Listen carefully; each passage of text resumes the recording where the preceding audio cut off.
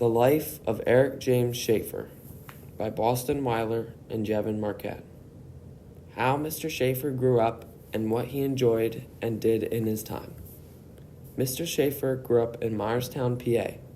He went to Elko for his schooling and played 3 sports, which were baseball, basketball, and football. His favorite sport was football. He got an offer to get a full scholarship to play Division I football for the University of Delaware, but he turned it down. The reason that he turned it down was because he did not want to go there over summer because he had to go there for summer school. He also did not know what he wanted to major in and do his career, so he decided to go into the Army.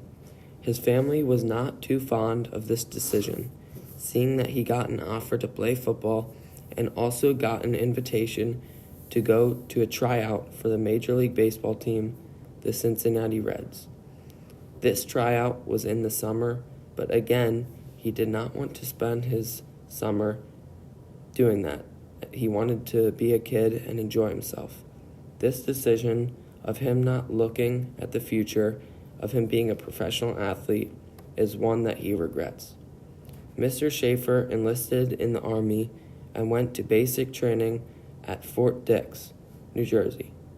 The reason that he decided to go into the Army was because he did not know what he wanted to do and did not want to waste money and time in college. He went to basic training for 10 weeks, where he learned how to shoot rifles and throw hand grenades. He went to basic training to be a marksman, where he did a lot of push-ups and a lot of running to get into shape.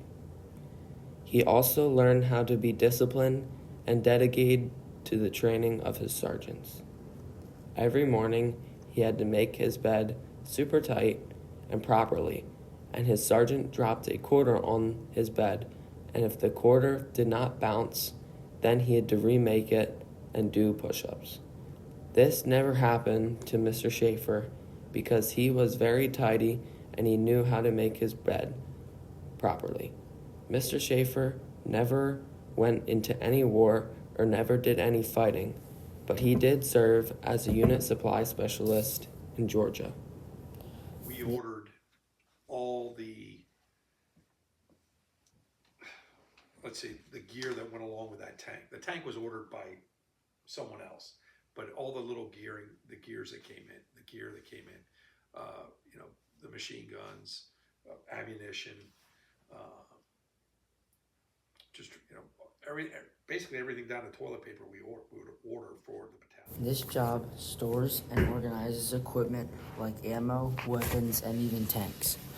They look at the numbers they have on every one and see if they need to order more supplies for the Army.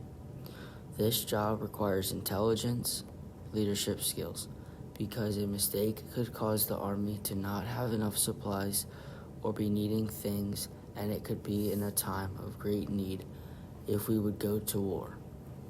Mr. Shaffer said that he did not have any free time in the Army, but when they did, they usually played football, which was his favorite sport.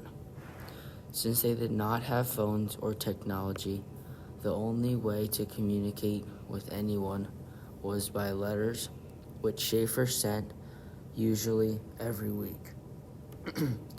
When Mr. Shaffer's time was up, he could have re-signed, but he decided to go back home where his family was very happy to see him. The reason he returned was because his dad asked him to come work for him at his company. When he returned, he got to work at his dad's company, looking to make some money and recontinue his life at home. After he stopped working with his dad, he created his own business where he did not do many mistakes, but he did a lot of welding and metalwork. This is where he eventually found his wife, Wendy, and got married. He still is with Wendy to this day, and he has 2 daughters, Erin and Lexi Shaffer, who are married as well.